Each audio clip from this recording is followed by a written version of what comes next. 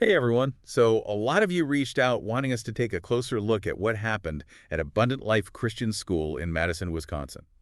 Yeah, definitely a tough one. It's a And case that really raises some tough questions. yeah, I mean, we're talking about a 15-year-old girl, Natalie Rupnow, who tragically, took the lives of a teacher and another student, right. injured others, and then ultimately took her own life. Yeah, it happened December 16th, just to give everyone a timeline here. Yeah. So what makes this case particularly jarring, I guess, is that Natalie, she also went by Samantha, Right. is female. And as you know, female school shooters, that's incredibly rare. It is. It Yeah. really kind of throws a wrench in the typical profile that we've sadly come to expect when we hear about these kinds of things. Yeah. I mean, it's not the image that immediately comes to mind. Right. So let's dive into what we know about Natalie, or Samantha. She was described as kind of like reserved, Hmm. often seen wearing shirts and ties. And she was also a recent transfer to the school. That's right. But there are these kind of unsettling details that are coming out. Like Yeah. there's a possible manifesto that's circulating online. There's this photo of her at a shooting range wearing a Columbine-themed T-shirt. Mm-hmm. And on top of all of that, you've got reports of a difficult home life. Yeah. Like multiple parental divorces, even before she turned 12. Yeah, 3 to be exact. Yeah. 3 divorces before the age of 12. It paints a very complicated picture. It does, and it's a lot to process. Yeah. And I think while we do have to be really careful about, unverified information that's going around, Sure. these details, if they're true, raise some really big questions. Right. Like, if this manifesto is real, what does it actually tell us?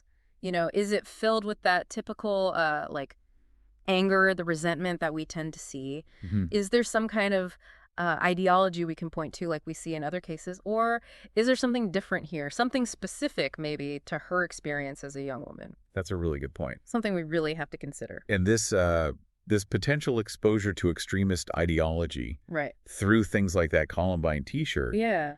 it's disturbing. It also brings up the question of access to the tools of violence. Yeah, absolutely. I mean, authorities right now, they're trying to trace the origin of the 9mm pistol that Natalie used. Uh-huh. And of course, that shines a spotlight on Wisconsin's gun laws. Yeah. Specifically, how did a minor get access to a firearm in the first place? Right. And that's where things get really interesting, legally speaking, because if we, take a look at Wisconsin's laws, they're a little different from other states in some really important ways. For example, Wisconsin doesn't have what's called a child access prevention law, I see. which basically means there's no state law requiring safe storage of firearms in homes where minors live. Oh, wow. It's kind of a gray area legally. Yeah. They also have fairly relaxed regulations on private gun sales, so person to person, which, obviously can make it harder to track how these guns are moving around and who's getting their hands on them. So while, the whole gun control debate's happening at the national level, Right.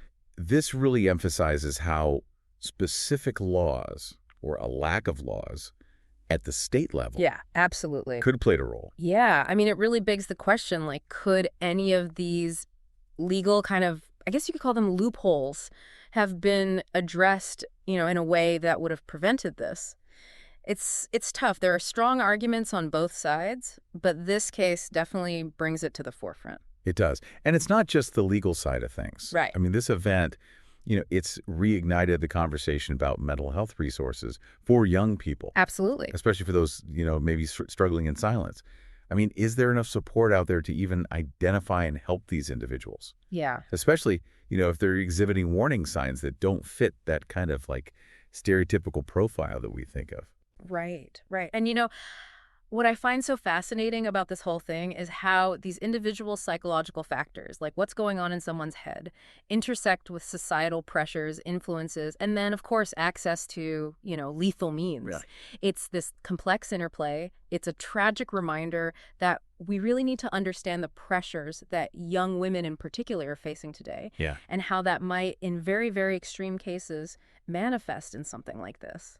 So kind of taking a step back, where does this leave us? I mean, we have a case that's incredibly rare. Yeah. A young woman who deviates from the typical profile. Mm, We have these really unsettling details about potential motives and influences. right. And of course, this ongoing debate about gun control and mental health resources. All these things kind of swirling around, it really brings up a big question, something for all of us to think about. Given how rare this is, a female school shooter, what kind of research or policy changes could actually be effective in preventing something like this from happening again? Do we need different intervention strategies? Do we need to rethink how we assess risk and offer support? It's a lot to consider. Yeah. And there are definitely no easy answers. There really aren't. But hopefully, by diving into this a little bit, Yeah. we've given you some new insights, maybe struck some important questions of your own. So thanks for joining us. Thanks, everyone. Today is your lucky day. Today is the day that our $3 website works for you, paying you directly to your PayPal daily.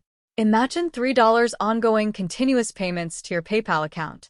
Imagine falling asleep and waking up to $300 in your PayPal account. How would this make you feel? How could this help you? What bills could you pay? What kind of fun could you have? What does that retirement look like now? All for a one-time payment of $3. This website is DFY done for you, fully built and completely hosted, and never stops collecting payments for you. You have spent $3 on coffee on a regular, but that coffee won't help you create multiple streams of income. Click the link below.